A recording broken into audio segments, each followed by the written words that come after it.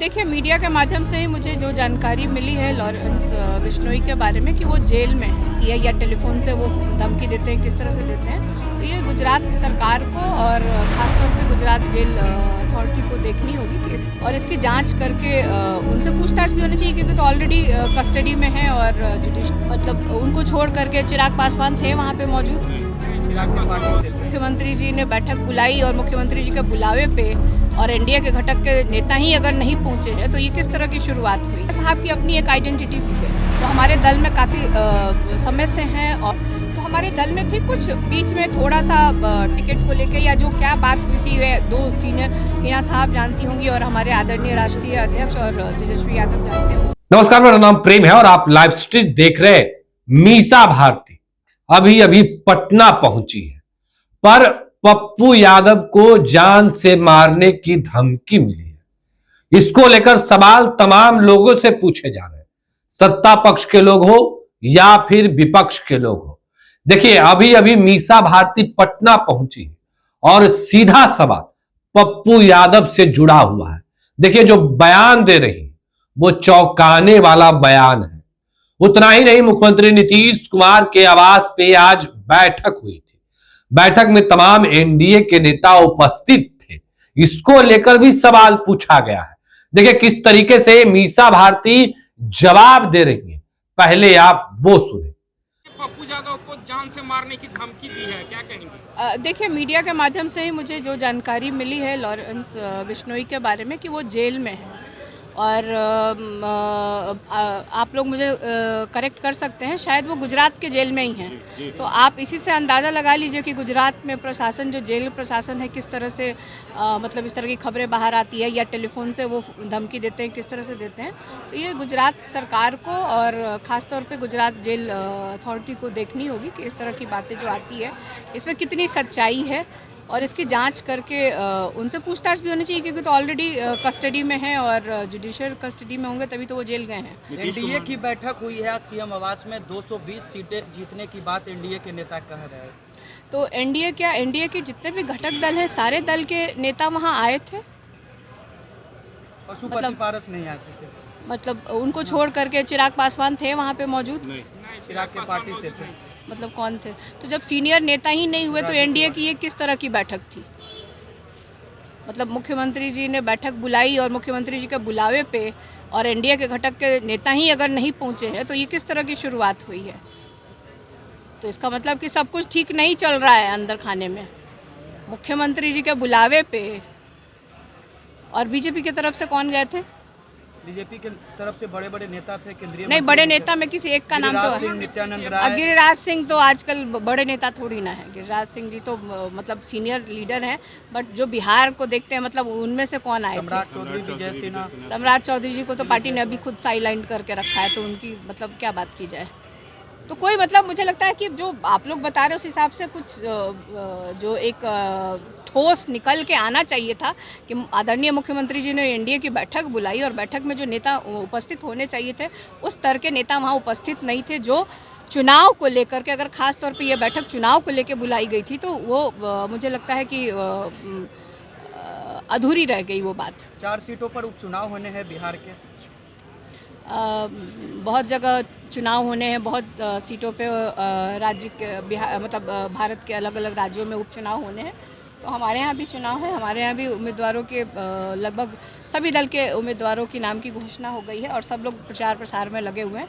और मैं आपको बता देना चाहती हूँ कि हम लोग जनता के मुद्दों को लेकर के जा रहे हैं।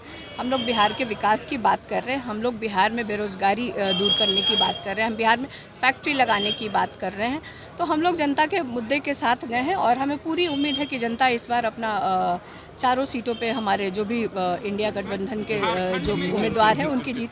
शहाबुद्दीन की वाइफ और उनके बेटे ने हम लोगों को बोलते थे।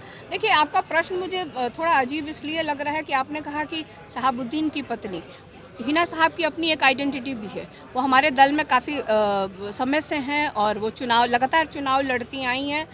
लोकसभा का चुनाव लड़ी हैं, संगठन के लिए काम किया है, पार्टी के उम्मीदवारों को जिताने के लिए अलग अलग जिला में उन्होंने प्रचार प्रसार किया है।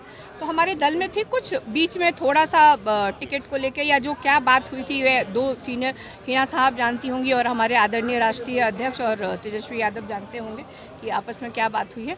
और एक बहुत अच्छी पहल दोनों तरफ से हुई है कि वो लोग फिर से परिवार एकजुट हो गया है। तो मुझे लगता है बिहार में एक अच्छा संदेश भी गया है और सब मिलके लड़ेंगे, जनता के लिए लड़ेंगे और बिहार के विकास के लिए लड़ेंगे, तो एक अच्छा संदेश गया है। जेडीयू के नेता कह रहे हैं कि आप लोग शराब बेचवाने का काम करते हैं। कौन नीरज लोग? कुमार बीजेपी के नेता और जेडीयू के जो एमएलसी है नीरज कुमार कहते हैं आप लोग और तेजस्वी यादव तस्करी कराते हैं, शराब पीते हैं। देखिए ये प्रश्न बेमाने हैं। जो लोग इस तरह का आरोप लगाते हैं, मतलब कुछ भी अनगढ़, नीरज जी को खास तौर पे कहा जाए कि कुछ भी बोलते हैं। सुबह लगता है मुंह धोते हैं और उसके बाद जो बोलना शुरू करते हैं उनको खुद भी नहीं समझ में आता है कि क्या क्या वो बोल जाते हैं। तो बोलना ही है तो अपनी सरकार जो है उनकी लगभग 20 वर्ष हो गई है, कितनी फैक्ट्री बिहार में लगाई है, कितना पलायन इन्होंने रोका है, कितने रोजगार इन लोगों ने दिए हैं, कितने बिहारियों को तेजस्वी के जाने के बाद जो इंडिया गठबंधन की सरकार थी 3.5 लाख जो नियुक्ति पत्र बांटा गया, उसके बाद एक भी नियुक्ति पत्र कब इन लोगों ने बांटा है, ये जनता को क्यों नहीं जवाब देते हैं। तो ये जवाब देना चाहिए। जब जनता से जुड़े हुए जो मामले हैं उस पर ये लोग भाग जाते हैं। अभी केंद्र में सरकार है, बिना मांगे मिलना चाहिए था। आप कोई भी आप साउथ की कंट्रीज मतलब राज्यों को देख लीजिए, आप तमिलनाडु को देख लीजिए, आप हैदराबाद को देख लीजिए, किस तरह से डेवलपमेंट हो रहा है। आप देखिए गिरिराज सिंह जी कपड़ा मंत्री हैं, है ना, कपड़ा मंत्री बहुत कम लोग जानता होगा, लेकिन आपके चैनल के माध्यम से अपने बिहार वासियों को सबको बता दे कि वो है। लेकिन वो कपड़ा मंत्रालय को छोड़ करके आजकल क्या भाषण दे रहे हैं, किस तरह की भाषा का प्रयोग कर रहे हैं, क्या संदेश देना चाहते हैं। मतलब आपके बच्चे नौकरी करें और दूसरे के बच्चे कोई घूम रहा उसको चाटा मारे हैं, ये शिक्षा दे रहे हैं।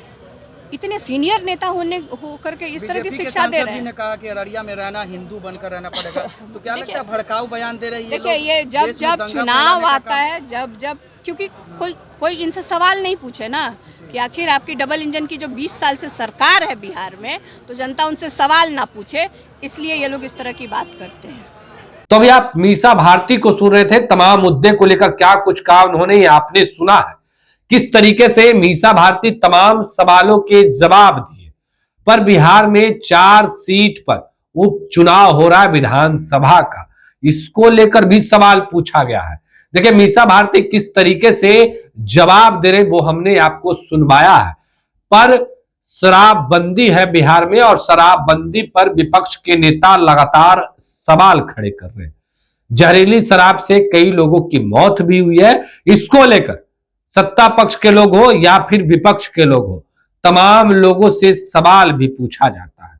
देखिए किस तरीके से जब सवाल मीसा भारती से पूछा गया, लालू यादव की बड़ी बेटी है, सांसद है, किस तरीके से जवाब दे रही थी, वो तमाम बयानों को हमने आपको सुनवाया है।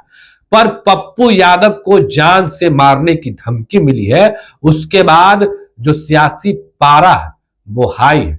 देखिए किस तरीके से जो मीसा भारती है पटना पहुंची है और सवाल किया गया है, तो किस तरीके से जवाब दे रही थी वो भी हमने आपको सुनवाया। फिलहाल के लिए इतना ही, बने रहे लाइव के साथ, धन्यवाद।